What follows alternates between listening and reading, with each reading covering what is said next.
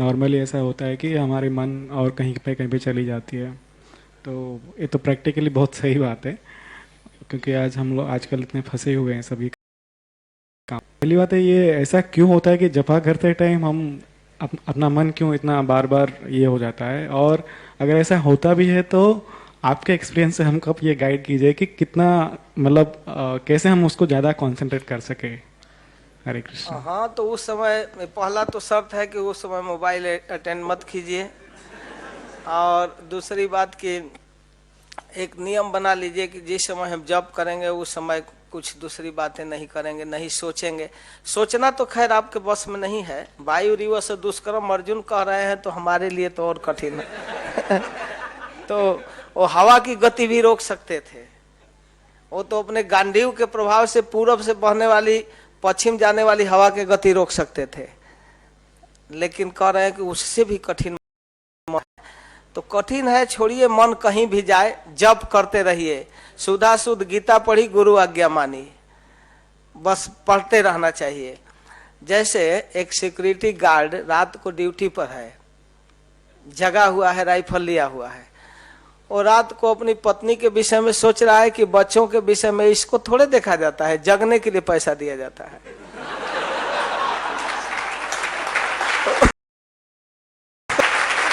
तो उसको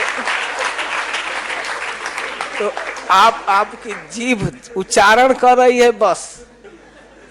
अब वो सोच क्या रहे, इसके चक्कर में क्यों पड़ते हैं जो हाथ प्रैक्टिकल जिह्वा उच्चारण करे, बस इतना काफी है।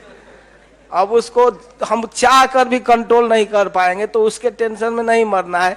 उच्चारण करे, बंद न हो, इसके लिए ध्यान देना है। और एक दिन ऐसा होगा कि ये प्रेम से जप करने लगेगा। जब इसका आदत पड़ जाएगा उच्चारण करने का, तो जो मंगलारती के पहले अगर 5 माला 7 माला कर चुके हैं, उनको दूसरी बात तो छोड़िए, मंगलारती के समय अनाउंसमेंट और ये सब के समय मन करता है कब खत्म होता है यार जप करता। जप में जो टेस्ट मिलता है तो उस समय भी मन करता है जप करने का।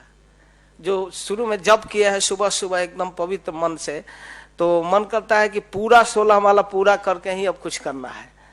तो उस समय तुलसी आरती के समय, अनाउंसमेंट के समय जो देर होता है, तो उतना देर उसको कठिन लगने लगता है। मन करता है निकल कर कहीं जाकर जप करें यार, ये सब तो होता ही रहेगा। वो भी जरूरी चीज है, फिर भी उतना चीज जब बर्दाश्त नहीं करता तो फिर संसारिक चीजों को कैसे बर्दाश्त करेगा। तो जप करके इसको एक बार इसका टेस्ट का अनुभव करके तब देखिए कैसे मन लगता है जप करने में। अच्छा, कुछ लोग कहते हैं मन जप में नहीं लगता है, भागवत पढ़ने में नहीं लगता है। तो नहीं पढ़ने से भागवत पढ़ने में मन लग जाएगा? या नहीं जपने पर जप करने का मन करने लगेगा? करेंगे तब न। जब मन ही नहीं लगता है, तो मन नहीं लगता है तो इसका उपाय है कि बस पढ़िए ही मत। तो जब आपको पढ़ने पर मन नहीं लगता है तो नहीं पढ़, तो इसका उपाय यही है ना, पढ़ेंगे तब मन लगेगा। शुरू शुरू में बच्चे पढ़ते हैं, उनको मैथ कठिन लगता है, लेकिन उसकी गार्जियन जानते हैं चलो पढ़ो, स्कूल में भेजते हैं, ट्यूशन भेजते हैं। बाद में वही बड़ा बड़ा इंजीनियर डॉक्टर हो जाता है। वही जो नहीं पढ़ना चाहता था, वही उसको उस समय क्रिकेट गेंद के आगे वो पढ़ाई नहीं अच्छी लगती है, लेकिन पढ़ते पढ़ते उसको मन लग जाता है। उसी प्रकार जप में मन लगेगा, भागवत में मन लगेगा।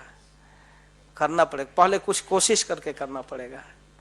जानते हैं, जैसे एक शक्तिशाली चुंबक है, एक लोहे का सिक्का ले जाते हैं तो कुछ रेंज तक ले जाना पड़ता है, और कुछ के बाद वो खींच लेता है। और जब खींच लेता है उसको, तो वो सिक्का भी चुंबकत्व से भर जाता है। अब दूसरा सिक्का उठाकर सिक्के के पास लेते हैं तो वो उसको खींचने लगता है। तो इस प्रकार जो हमारी प्राकृत जिह्वा है, अप्राकृत भगवान नाम और कथा के प्रति जब इसको नियुक्त करते हैं, कुछ रेंज तक प्रयास करना है।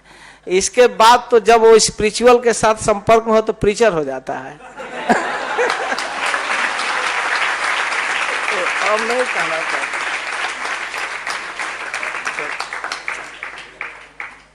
कुछ शुरू में अभ्यास करना पड़ेगा।